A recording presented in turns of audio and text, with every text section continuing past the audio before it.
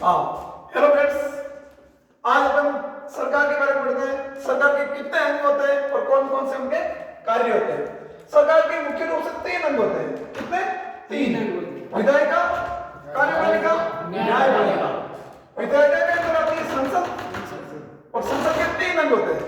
राष्ट्रपति, राज्यसभा और लोकसभा। राष्ट्रपति, राज्यसभा और लोकसभा। संसद के अंग तो होते 3 और सत्र होते 2, जिसमें राज्यसभा और लोकसभा। राज्यसभा और लोकसभा। कार्यपालिका 2 प्रकार की होती है, एक अस्थायी और एक स्थायी। स्थायी होती है उसमें नौकरशाही कहते हैं। कौन होता है स्थायी में? नौकरशाही। और अस्थायी होती है उसमें मंत्रिपरिषद होती है। मंत्रिपरिषद। और न्यायपालिका सुप्रीम कोर्ट, हाई कोर्ट और सेशन कोर्ट, जिला न्यायालय। अब सरकार में शासन व्यवस्था कैसी है? तो भारत के अंदर देखें जैसे कि शासन व्यवस्था, तो भारत में जो कार्यपालिका है ना, ये विधायिका का हिस्सा है। ये विधायिका का हिस्सा कैसा है? मंत्रिपरिषद। मैंने आपको बताया अस्थायी के अंदर आती है मंत्रिपरिषद। तो मंत्रिपरिषद के जो सदस्य होते हैं ना, वो संसद का अंग होते हैं।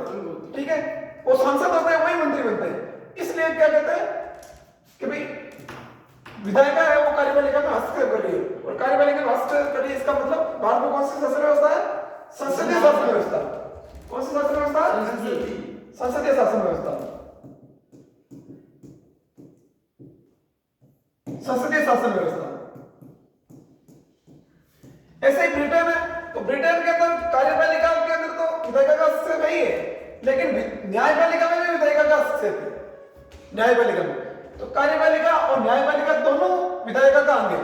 जबकि भारत में केवल कार्यपालिका है और ब्रिटेन में ऐसा नहीं। ब्रिटेन में तो दोनों है, इसलिए ब्रिटेन में भी संसदीय शासन व्यवस्था है, लेकिन वहां संसद की सर्वोच्चता है और भारत में संविधान की सर्वोच्चता है।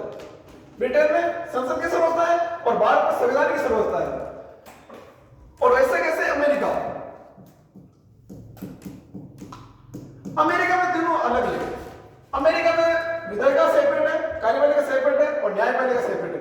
इसलिए अमेरिका में अध्यक्षात्मक शासन व्यवस्था, अध्यक्षात्मक